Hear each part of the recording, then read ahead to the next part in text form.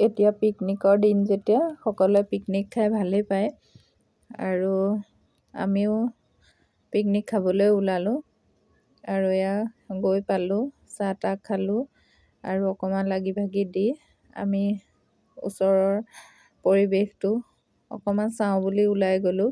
ইমান সুন্দৰ নহয় পৰিৱেশটো আৰু বহুত যাত্ৰী আহিছে তাত পিকনিক খাবৰ কাৰণে।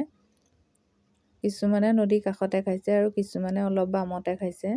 অকণ নদীৰ কাষত দিগদাৰো হয়, শিল চিল অকণমান ওপৰ ফালে খালে সুবিধা হয়।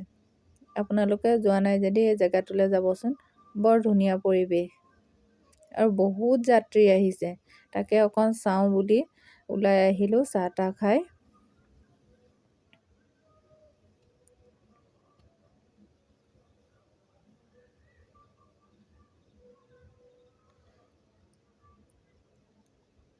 অকল ফূৰ্তিৰ কাৰণেই ভাত সাজ নদীৰ কাষত খাবলৈ যোৱাটো বুলি নহয়, পৰিৱেশটোৰ লগত খাপ খুৱাই আমি চলিবৰ কাৰণেও বা এইটো বছৰত বা এইটো মাহত বুলি নহয়, কিন্তু এনেকুৱা দিনত এসাঁজ নদী কিনাৰত ভাত খাই সেই নদীৰ পানী খাই বহুত মানে স্বাস্থ্যৰ কাৰণেই হওক বা বেমাৰ আজাৰ বহুতখিনিৰ কাৰণেই কিন্তু মানুহ যায় আৰু গ'লে মনটোও মুকলি মুকলি লাগে।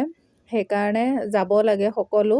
এদিন দূৰত বুলি কথা নাই, ওচৰত হ'লেও যাব লাগে। গৈ নদীৰ কাষতে এসাঁজ ভাত খোৱাটো বহুত মানে ভাল আৰু আমিতো সদায় ভাত ঘৰত বনাই খায়েই থাকোঁ বা ওচৰত কিছুমানে পথাৰতো খাই থাকে, কিন্তু নদীৰ কাষত খোৱা বালি ধূলিৰে সতে সেই সাঁজ ভাতৰ বৰ ভাল লাগে। সেইকাৰণে আপোনালোকো যাব আৰু এইফালে অকণমান ওলাইও আহিছোঁ, কেনেকুৱা জেগাকণ চাই লওঁ। চাইও ভাল লাগে কেতিয়াবা অন্য এটা ঠাইলৈ গ'লে। আৰু সেইজোপা বগৰীজোপাকে নিৰীক্ষণ কৰি গৈ আছোঁ, পকিছে নাই চাওঁ বুলি। আৰু গৈ পালোঁ কিন্তু বগৰী পকা নাছিলে আৰু তাৰপাছতে ঘূৰি আহিলোঁ। আহি চবেই নদীৰ কাষতে ফটো উঠা ষ্টাৰ্ট কৰি দিছে আৰু ফটো চটো উঠি আমি আহিলোঁ ঘৰমুৱা হওঁতে। এইকণতে অকণমান ৰখিলোঁ এই জেগাকণত। বৰ ধুনীয়া একদম পৰিৱেশটো, গছ গছনি বহুত ধুনীয়া ধুনীয়া গছ আছে। এনেকুৱা জেগা দেখিলে বহুতেই ভাল লাগে। সেইকাৰণে সকলোখিনি ৰখি ফটো চটো উঠিলোঁ আৰু অকণমান ৰখি তাত বহুত বান্দৰো দেখিলোঁ বাৰু দেই, বহুত বান্দৰ আছে বাৰু সেইকণ জেগাতে।